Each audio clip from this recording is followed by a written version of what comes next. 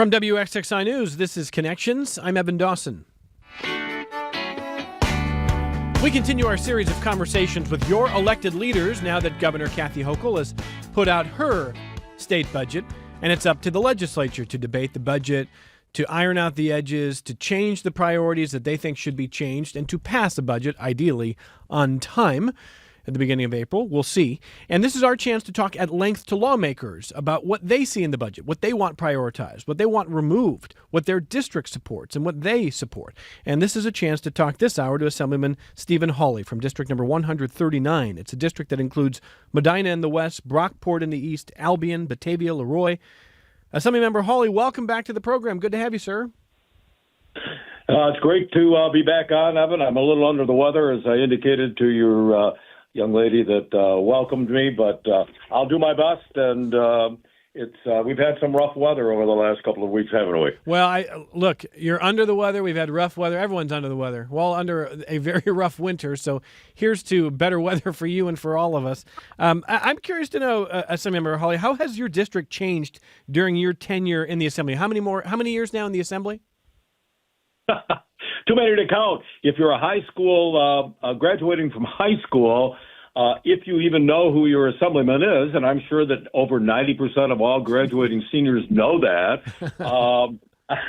they don't know anyone else. We'll just leave it at that. So I've been since February of 2006. How have things changed? Well, Governor Pataki was in his last 10 months of being our governor. We've had, since then, we've had Spitzer, we've had Patterson, we've had Cuomo, and now Hochul. So I may have missed one or two in there, but we've had a lot of different folks in the executive mansion, and it's just a great honor to be able to represent my neighbors as best I can. As you say, initially I had one town in Niagara County, Somerset. I had all of Orleans County. I had the west side, mostly, of Monroe, which was Hamlin and Clarkson. I had Parma for a little bit of time, and then down to Riga. And of course, it wasn't all of Genesee County. It didn't include the four bottom most southern towns. Today, as you said, I've got most of the west side of Monroe, no longer Riga. Harry Bronson, my friend, has that. But if you skip over Riga, just below that is Wheatland. And so I've got new school districts in Calamum and Wheatland-Chili. I've got the Mumford area and that great Genesee Country Village, and now have all of Genesee County, still all of Orleans, and none of Niagara. So there you have it. And before we dive into things like affordability and the cost of energy, things that are really top of mind for you, I am curious to know about the job base in your district. So, the better part of a couple decades ago, you started, it certainly wasn't, sort of a manufacturing boom time, but what are the manufacturing or what are the job hubs now, and where have the jobs gone? I mean, how is your district doing economically? Well, I don't think any of New York is doing too well, unfortunately, economically speaking, whether you're in an urban area or a suburban area or a rural area. By and large, what I represent, other than Brockport and the city of Batavia, most of it is suburban or rural. Most of the jobs are agriculture related, whether it's actually on a farm or whether it's a business that depends on agriculture, purchasing goods and services from them, whether it's equipment, whether it's energy, whether it's feed or animals. It's a mostly rural agricultural type base. We continue to try to attract folks to come into not only my assembly district, but because I live in Western New York, and I call Western New York any place from Rochester west and down through Ontario County, etc. I call that our region. And anytime anything is located, regardless of the geographic location, if a business comes in, we like to think of that as a regional win for everybody. Lots of folks drive to Rochester from my district. Lots of folks, unfortunately, drive to Buffalo and Erie County. But we continue to try to attract new businesses here. And there's not too many manufacturing jobs, although Chapin Manufacturing has been in Western New York and actually located in Batavia, founded by the Chapin family, I believe 100 years ago. And they manufacture Chapin sprayers that are sold at Ace Hardware and under different names in some areas. But they employ about 150, 175 people. So very proud of that long-standing relationship that Chapin Manufacturing has with our area. All right, so that's a picture of the district. And at the top of mind, I know for you and a lot of your colleagues, is affordability. In what way? So take me through what you see as sort of the state of the affordability, if you think it's crisis, the state of the crisis, and what can happen in Albany that would start to address that. Well, I mean, ask anybody in a grocery store, ask anybody in a mall, if the very few malls that are left, ask anyone at church, ask anyone anywhere, and it could be a different answer from every single individual in folk, because we've got gas prices that are out of sight. We have energy prices, electric, that are out of sight. We have vehicles costing out of sight. We have insurance, which is what I do for an occupation, out of sight. And it's not a very affordable site. And of course, we can always talk about taxes, whether it's the income taxes, whether it's the property taxes, and part of property taxes are school taxes. So name a topic, and unfortunately, it's unaffordable in the state of New York. I'm not a doomsayer, and I always look at a glass half full as opposed to half empty. And there are ways we can fix that and try to pull those unaffordable type things that have occurred under the last 6 to 8 years, and specifically the last 5 years. We've had a state budget that's increased from when Governor Hochul, who, by the way, is a friend and my former congresswoman, since she's taken office, we've had a budget that's ballooned from $186 billion in 2021 all the way up to a proposed budget this year of $260 billion. That's with a B as in brother, oh brother.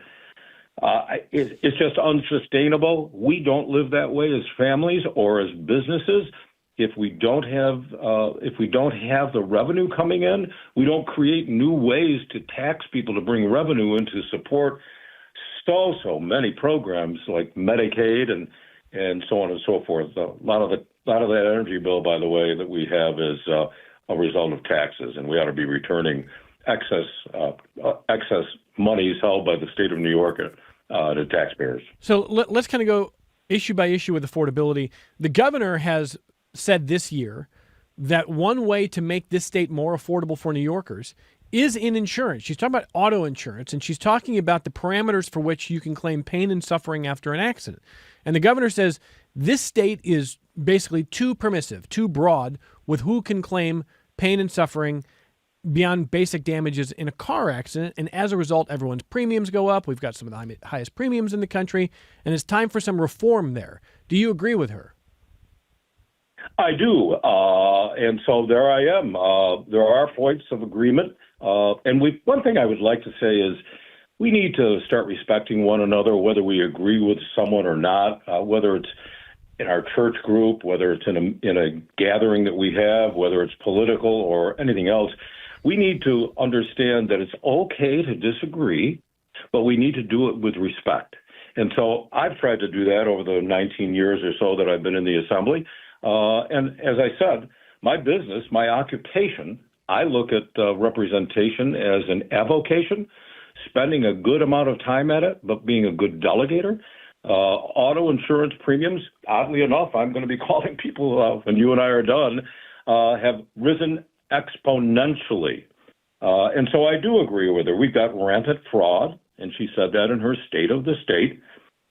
We have auto companies that are charging an arm and a leg because of not only the fraud, but because of the kinds of things that you can sue for. we call that a lottery mentality, a dollar and a dream. If you have a fender bender in a parking lot or just sitting at a stoplight and you're rear-ended in a very short way, you might recover hundreds of thousands of dollars. And so we have to put a curb on that. My son's a lawyer, so all my friends out there who are attorneys are probably saying, oh, no, we don't want to do any restrictions on the amount that we can recover, but we do need to do that so that folks can afford to drive to work. Do you think this is going to be a political battle? I mean, or do you expect more Republicans to line up with the governor on this particular issue? I would think this is an issue where many people can agree on both sides of the aisle, and I would expect that to have some sort of ramifications. I am going to, by the way, just as a matter of curiosity, I have a Zoom call with the acting superintendent of financial services today. I do sit on the insurance committee in the state assembly, and I had a very good relationship with her predecessor, Adrienne. Can't remember her last name off the top of my head. She was only here 2 years. She came from California, and she had a very good working knowledge of insurance.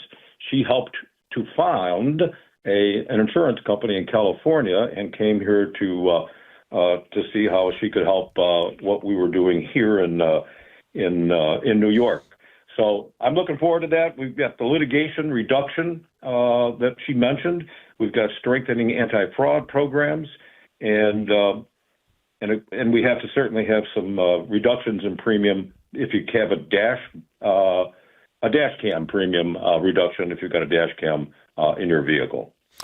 Okay, well, that's one we're certainly going to follow. Now, let's talk about energy. You brought up energy here. What is driving the cost of energy, and what do you want to see changed? Well, there are a lot of things that are driving the cost of energy. One is the amount that's being used. It's called supply and demand, an economics 101 course. We have dramatic increases in demand because of the climate action plan that was voted on and supported back in 2019, and continues to be pushed by this governor and the majorities in both the Senate and the Assembly. I had a friend who worked for National Grid for, 25 years or so, and he came in about a year and a half ago, and we had him in for a Zoom call and in my conference room in person. And he was in charge of not only all of New York, but New Jersey and Connecticut as well. And he wanted to relate to people how it was unattainable and unrealistic, the time frame that we have for becoming all electric and not dependent on fossil fuel. All laudable types of philosophies, of course, but at the same time, we need to be realistic. The governor, to give her credit again, pulled back on the new housing starts being all electric, not being able to use gas on 1/1 of 26. Of course, that was just a pullback. We don't know how long that's going to be. But I brought him in, and he related to me and those that listened, of which there were only about 28 out of 150 assembly people that either came or checked in by Zoom. He related that there was one time back in the day, probably 8 or 10 years ago, where the entire state almost went dark because of the unbelievable strain on the grid. And so we need to look at different types. We need to be realistic. We need to push that back, that time frame of becoming all electric. We need to have the state lead the citizens and the businesses of the state. We need them to put their talk, they need to walk it. We need them to have all of their fleet, including the governors, be all electric. If we're going to tell us that we need to do that, then they need to show us how to do that and how it works. And it won't work because of the demand on the grid.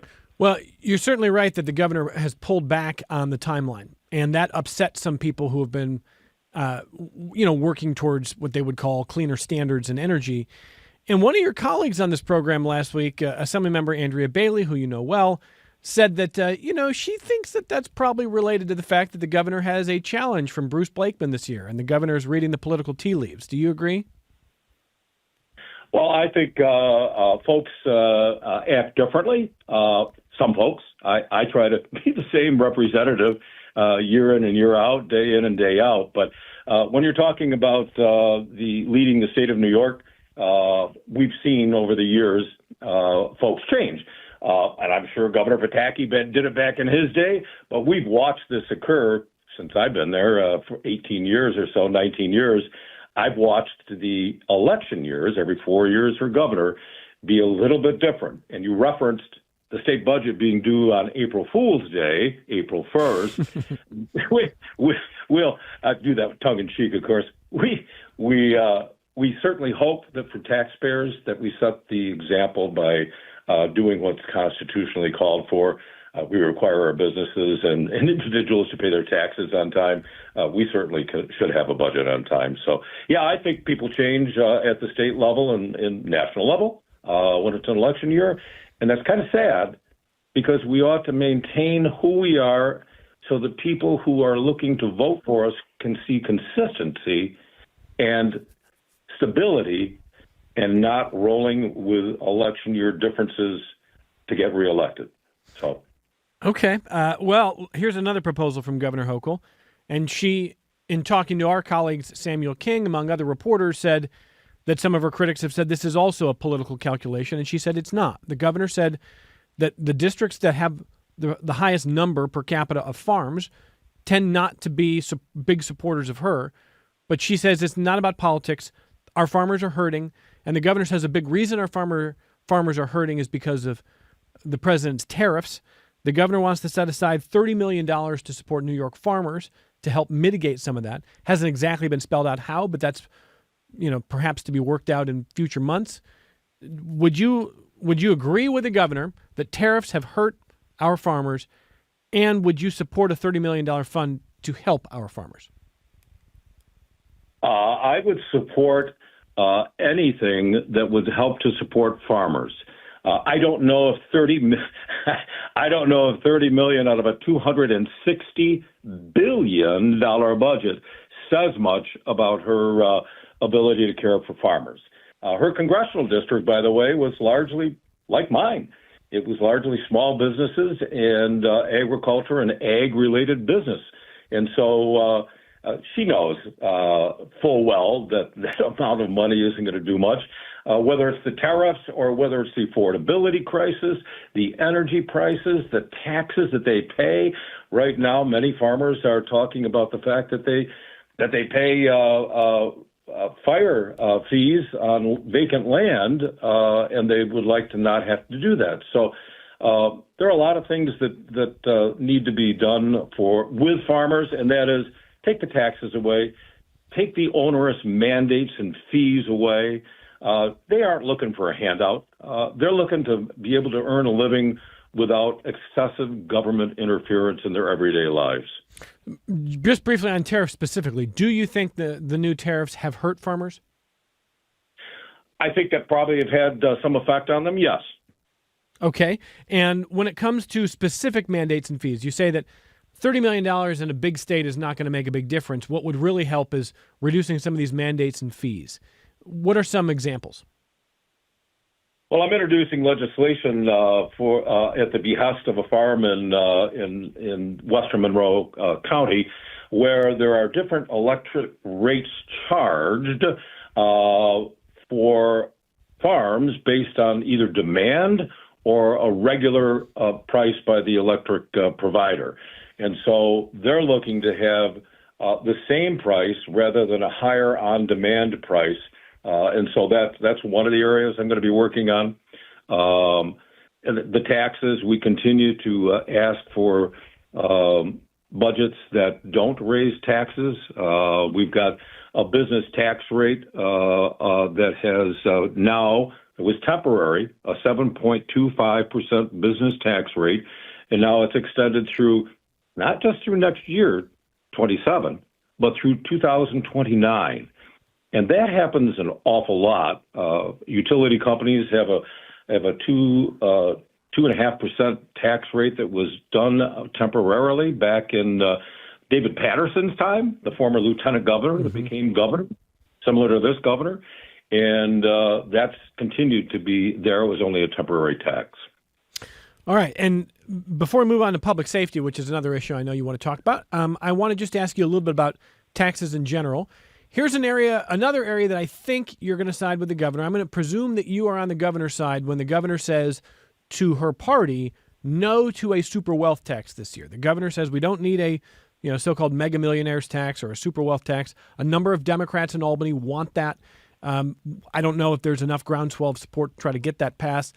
Perhaps not, especially with the governor's opposition.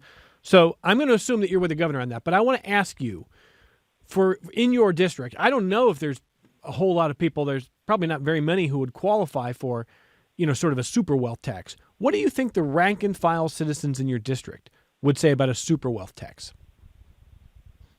Well, frankly, it's a philosophical argument in the beginning before anything like that would ever possibly take place. Former Governor Cuomo talked about it and brought about new taxes on those that have realized the American dream through hard work, through borrowing, through long hours. And no longer do we have Tom Golisano living in the state of New York. And that's been for 12, 15 years. At one point, he was saving $10,000 a week or something like that on income taxes. So having an income tax, it's just counterproductive in many, many ways. We ought to have a holiday on that. So it's taxing those that have done well. They will give money to charities and others.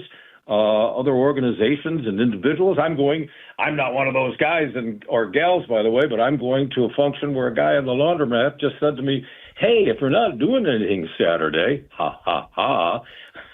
you can come over to Leroy because we're having a pause for whatever he called it, for animals, for volunteers for animals. They're having a fundraiser. And so people can help themselves, and they don't look to government, or they shouldn't look to government. I call looking to government being addicted to the drug known as government. Hands out instead of hands on. I heard an individual in the state assembly on Monday say, I don't know where she was from, she's relatively new, and she, as part of her dialogue and message, said, every single American and every single New Yorker should have a guaranteed income. Where's that coming from? Is that the tax those that have been successful? If we aren't careful, we aren't going to have anyone trying to realize the American dream here in this state. We had 1 million folks leave this state 10 years ago, over the last 10 years, and we had almost 1 million come in. I know where most of those folks that left went. They went to warmer climes. They went to places where they don't have excessive government interference or property taxes or income taxes, and they took their retirement income with them, or they took their business with them, and therefore their families. I have 2 sons. One lives here in New York. The other lives in South Carolina. And my grandchildren are in both places. That makes it difficult, and that's what folks are facing every day here. One other question on that, and then we're going to move to public safety. Jack, I'll grab your phone call in just a second, too. I was watching yesterday an interview with the CEO of Microsoft AI, so the AI division of Microsoft. And he said yesterday that within the next 12 to 18 months, his prediction is that most of the tasks done by accountants, lawyers, and many other professionals will be fully automated by AI. He says we're a year to a year and a half away from that. Now, many people who work in the field have questioned the timeline, and they say that's way too aggressive. Others are saying, well, it may be a year, might be a year and a half, might be 3 years. And so I want to just ask you briefly, Assemblymember Hawley, I mean, like, until we see this revolution of AI jobs, it's hard to imagine. I mean, it is happening, and certainly some jobs have been eliminated already, but we're talking about possible society-wide disruption in jobs. And I understand the idea of a UBI, or a guaranteed basic income, and a universal basic income being sort of anathema to small C conservatives, people perhaps in all kinds of different walks of life. But if we see a job disruption where half the jobs in this country that existed over the last 20 years have been eaten up by AI, what are we going to do? Does that change the calculus at all? Well, of course it does. No question about it. We need to have people working at productive jobs and contributing to our society. That's the way families and businesses have been able to live year in and year out. And in the future, we've talked about taxes and unaffordability in the state of New York, and people leaving for that reason. If we have that kind of AI explosion, if you will, that's going to have a dramatic impact on who we are, not just in this state, but in this nation and the world. And so we have to have a modicum of review to assure that it doesn't have the kind of negative effect that you're talking about, and that whoever it was you referenced said would be happening in the next year and a half. Yeah, but for example, need to curb it. But the Trump administration says they don't want states to be able to do that. That individual states that seek to try to curb it, if the federal government won't, well, the administration is saying you can't do that. We're not going to regulate it that way. Does that kind of run against what you'd like to see? Well, there's states' rights, and then there's federal, and we need to have a meeting of the minds. It does have countrywide implications, obviously, but we need to certainly take into consideration duly elected leaders and businesses in each state, and that ought to be some sort of commission that's formed sooner than later. All right, let me grab a phone call from Jack in Greece. Hello, Jack. Go ahead. Oh, thanks, Evan. Representative Hawley, you mentioned you've been representing New York State residents for a number of years now. I live in the town of Greece. You're not my representative, but I'd be interested to hear your perspective as a longtime representative in the state. You mentioned the budget and how much it's grown. And what I'm looking for is, we're losing population, as you referenced. I have 4 adult children who live in New York State, live right here in Monroe County, 4 grandchildren. I want them to have a future here. So we're losing population. So what are as you analyze the budget and look at it, and look at the major categories, I know when I worked, I looked at the budget, and I always looked at where's 80% of the money going, where's 20%? I'm not going to waste my time on the 20%. Let's look at the big bucket areas. What would you cut? How much would you cut from those large budget areas if you had control? If it was under your control, what would you do, and what would be the impact that we would feel as citizens if you made those cuts? All right. Thank you, Jack. Go ahead, Assemblymember Hawley. Jack from Greece, thanks so much for the call-in, and congratulations on the fact that your children and grandchildren are still here. That's what we all strive for and wish for. I think probably the number one area that I would hone and look in on is the Medicaid budget. That's increased exponentially over the years. New York State opts into almost every optional program.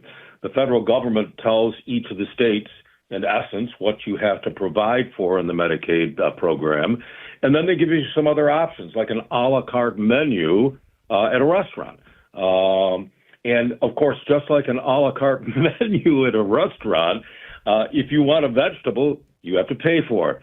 If you want a salad with your entree, you have to pay for it.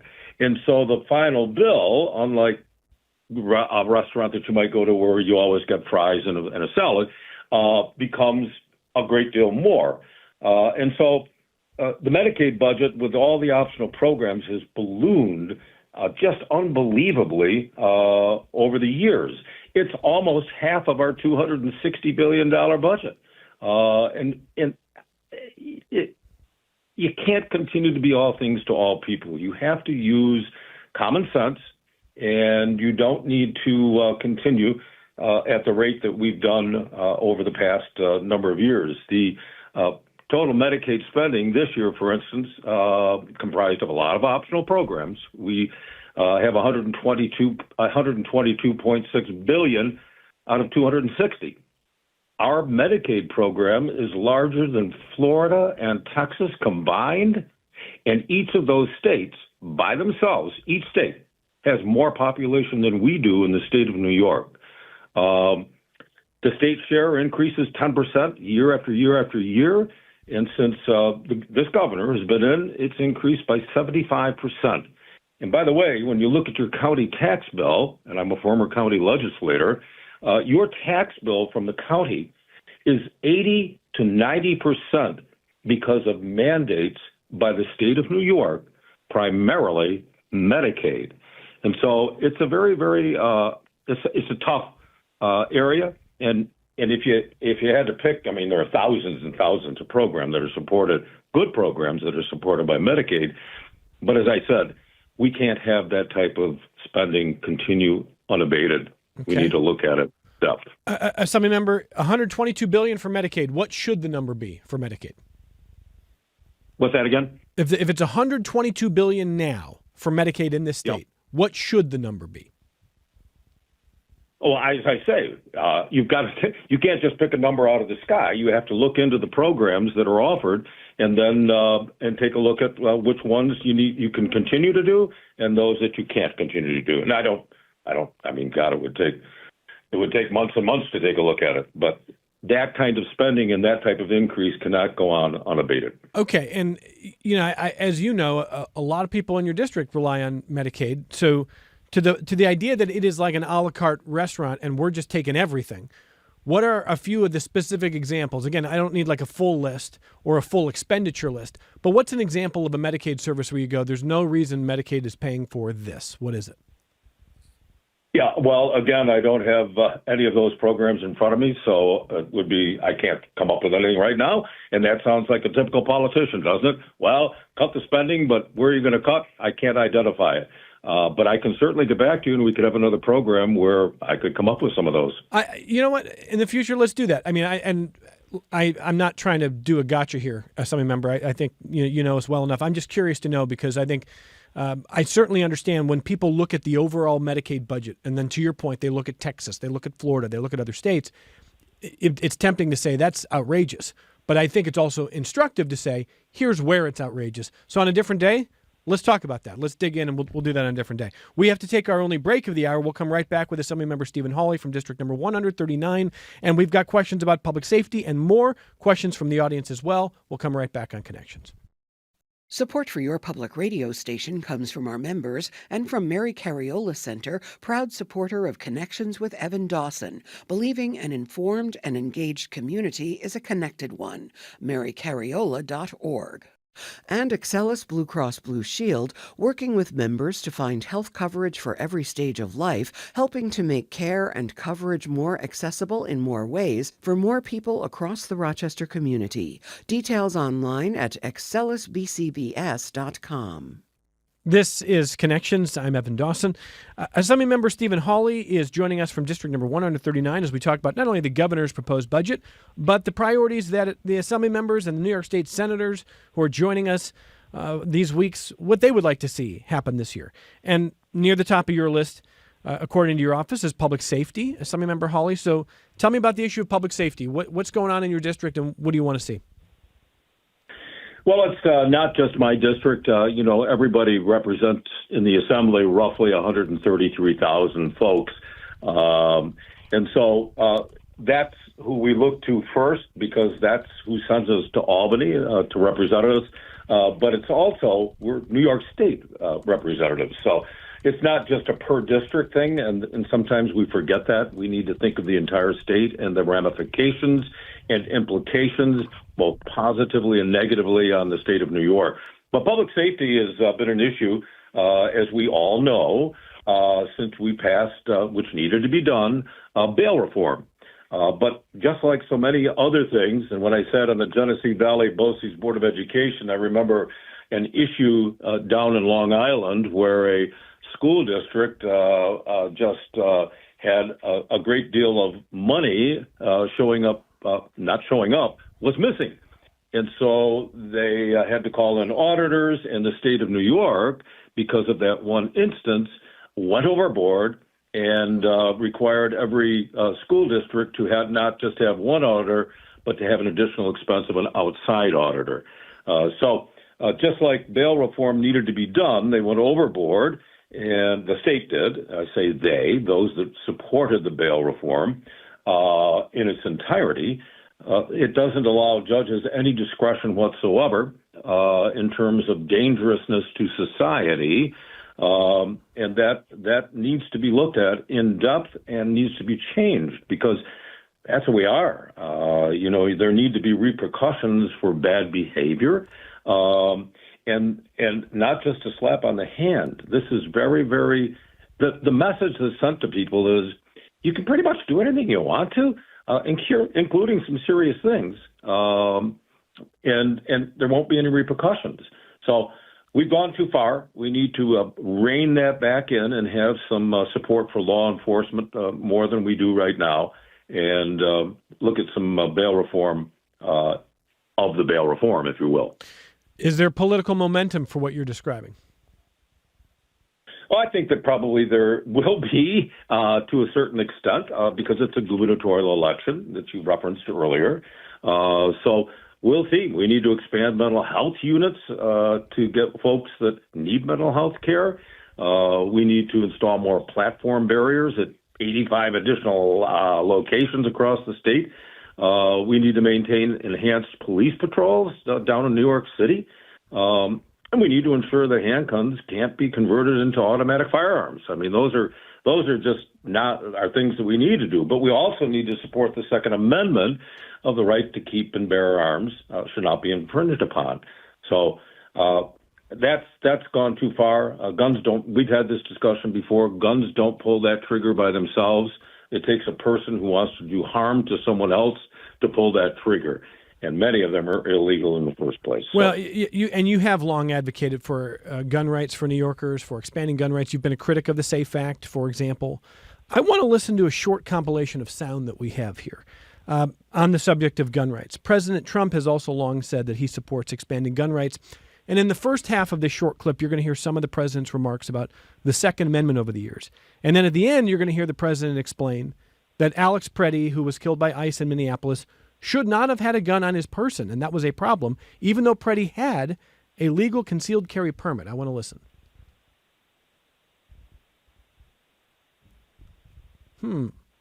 Oh, we got a crash system there. So we'll see if we can pull that up here in just a second. But while we do that, let me just start with this, Assemblymember Hawley. The president said that you can't have a gun on you if you go to a protest. Do you agree with that?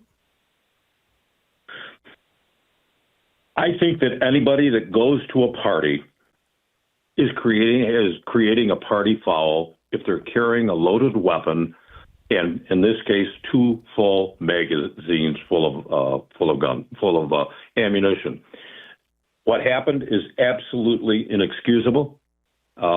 We don't need to have another civil war in this country, and citizens harming other citizens and killing them is absolutely unacceptable. And I know that they're now looking very, very carefully and seriously at what happened not only in Minneapolis, but trying to prevent anything like this from happening again. So you're saying, I want to make sure I understand this. I'll ask it a different way so I can make sure I'm clear on this. Do you think the shooting and the killing of Alex Preddy was justified? Just like anything else, I have not sat down and reviewed the tapes. I don't know what transpired, what was said, what was inferred, what the police, the ICE agents saw. But killing of someone at a protest who is not threatening other citizens or law enforcement is something that should never happen. Oh, okay. Now, the reason I asked about the president's remarks is I was surprised because, for example, when we saw the protests, the COVID protests in Michigan against Governor Whitmer and some of the COVID lockdowns there were not only people protesting with guns, they were openly carrying guns. They were not concealed carry. And, you didn't really see Republican leaders like Donald Trump at the time saying that that was menacing or that was dangerous or that was inappropriate. And, people can decide whether they like Alex Preddy or not, but he didn't brandish a gun at someone. He did have a concealed carry permit. So why do you think it is not a good idea for someone who has a legal permit to carry the gun on them if they are legally allowed to do so? It's a fine line. I have a concealed carry myself, but I can tell you this. If I were going to go to a rally where I knew there were going to be many, many folks and that there would be law enforcement, I would use my head and I would never, ever bring that concealed carry, which I'm legally allowed to do, to a large gathering of folks where there might be repercussions. It makes no common sense. Did he deserve to die? You've asked me that? Of course not. No one deserves to die unless they've broken the law and are threatening others with bodily harm and serious injury. Okay, I think there are probably gun rights advocates who would disagree with you, who would say whether you're in Michigan at a protest about COVID, whether you're in Minneapolis protesting ICE, if you are behaving responsibly as a gun owner and within the law, the gun doesn't inherently make people less safe. What would you say to someone who says, look, you've advocated for gun rights, Assemblymember Hawley, but why then say that the gun inherently makes people less safe? As long as that person is well-trained, is responsible, is following the law, then simply having the gun on their person wouldn't make them less safe. Having the gun on your person as a legal concealed carry is one thing.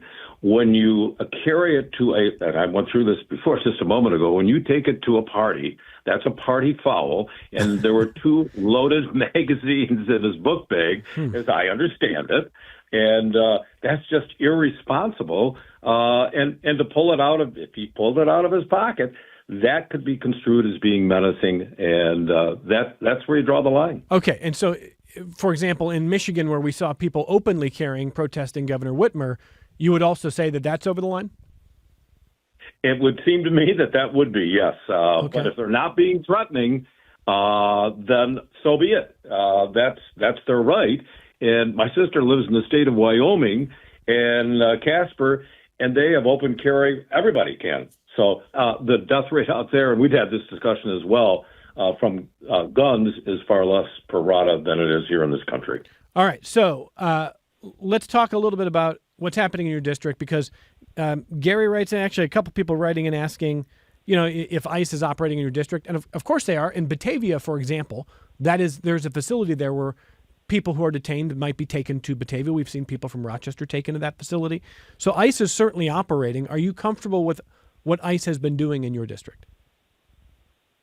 I have not seen any incidents in this district, so I am comfortable with what they're doing. If you're here illegally, then you need to go through a process like every other legal immigrant has gone through. That's what the law is. So I haven't heard or seen of any incidents here that have any repercussions in a negative fashion.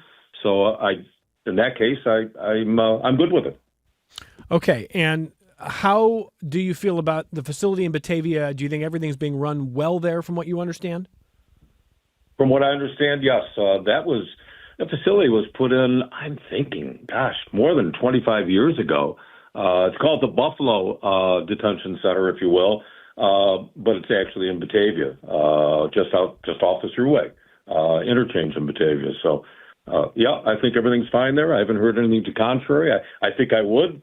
People tend to relate to me and tell me all kinds of stuff that's going on around the area. Okay, and there are proposals by some of your colleagues in the Democratic side of the aisle in the state assembly. We heard Assemblymember Damon Meeks, for example, saying they want to see legislation passed that says if ICE is operating in this state, they cannot wear facial coverings, that they cannot hide their identities as individual agents. Would you support that? Well, again, I'm a state representative. I have asked several of my colleagues who have been in law enforcement, either the NYPD or other law enforcement areas across the state, and many of whom are veterans as well. about the face coverings and have asked them if they've ever been able to wear face coverings. And they said no, unless it's really an undercover thing or whether they're going into a domestic violence situation. Then occasionally there might be. But I think that's under review now. And again, it's a federal issue, not a state issue. So I'm going to leave that up to the federal representatives to see whether there should be camouflage uniforms, whether they should be able to have guns on both sides of their hips, and whether they should be allowed to wear masks. And finally, when it comes to individual jurisdiction locally, I don't know that there are any sanctuary cities in your district. Rochester is not in your district. But the federal government has said there should not be, on the local level, sanctuary counties. There shouldn't be sanctuary cities. There shouldn't be sanctuary states. That everyone at every level should work with the federal agents if they are called upon. In the city of Rochester, the mayor says, we're not going to block ICE, but we're not going to work alongside them to do their jobs. They will be allowed to do their jobs. We're not going to step in and help them. And I wonder how you feel about the notion of sanctuary cities, sanctuary jurisdictions.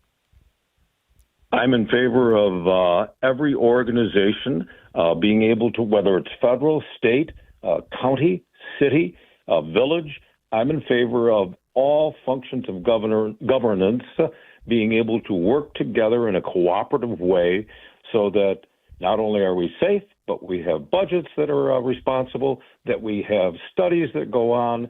And I'm in favor of having law enforcement, regardless of whether it's federal or state, being able to work together. And I do not support sanctuary anything.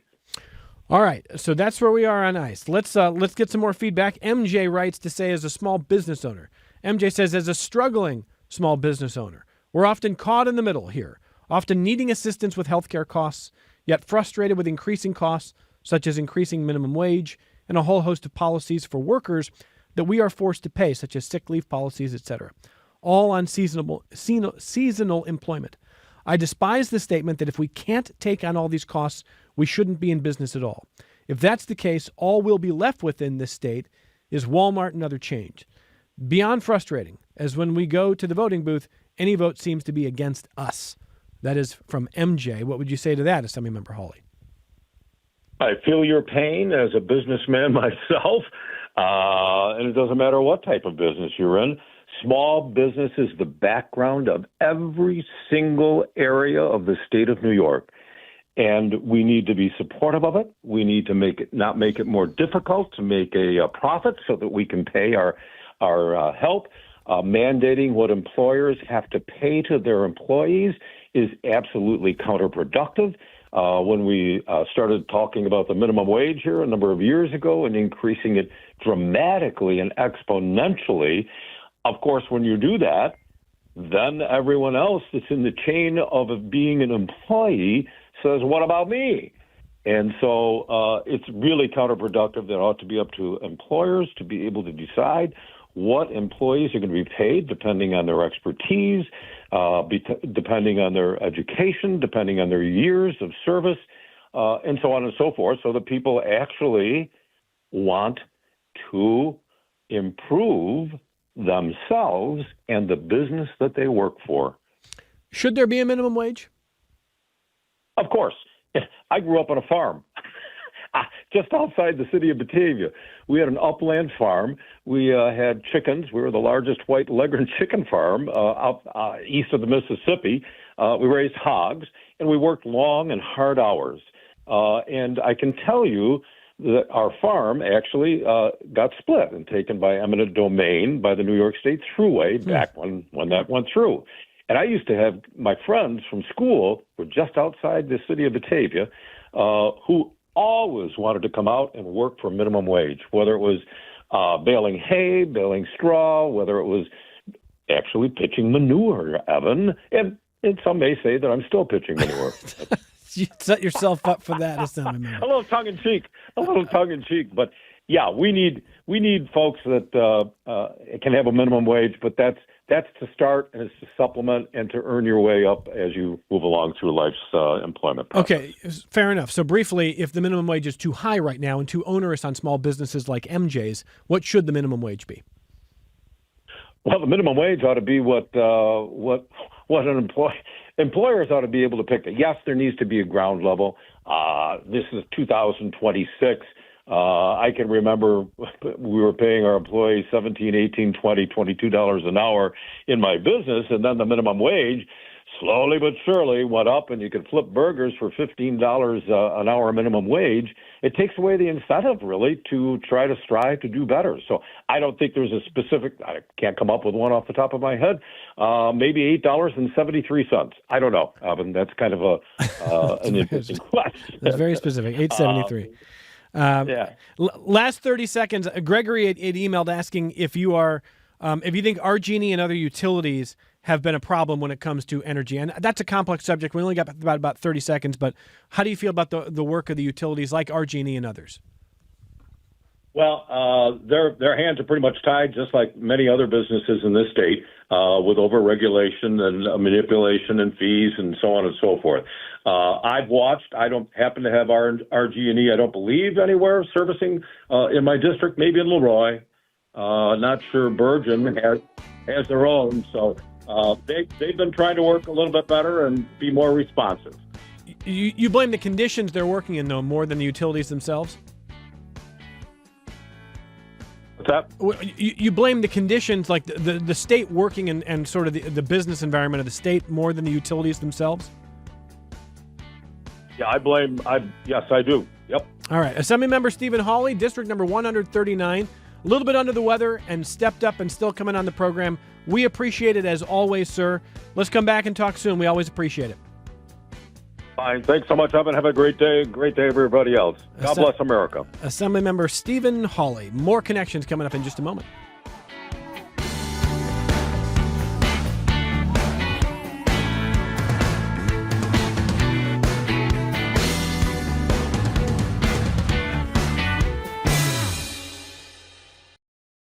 This program is a production of WXXI Public Radio. The views expressed do not necessarily represent those of this station, its staff, management, or underwriters. The broadcast is meant for the private use of our audience. Any rebroadcast or use in another medium without expressed written consent of WXXI is strictly prohibited. Connections with Evan Dawson is available as a podcast. Just click on the Connections link at WXXInews.org.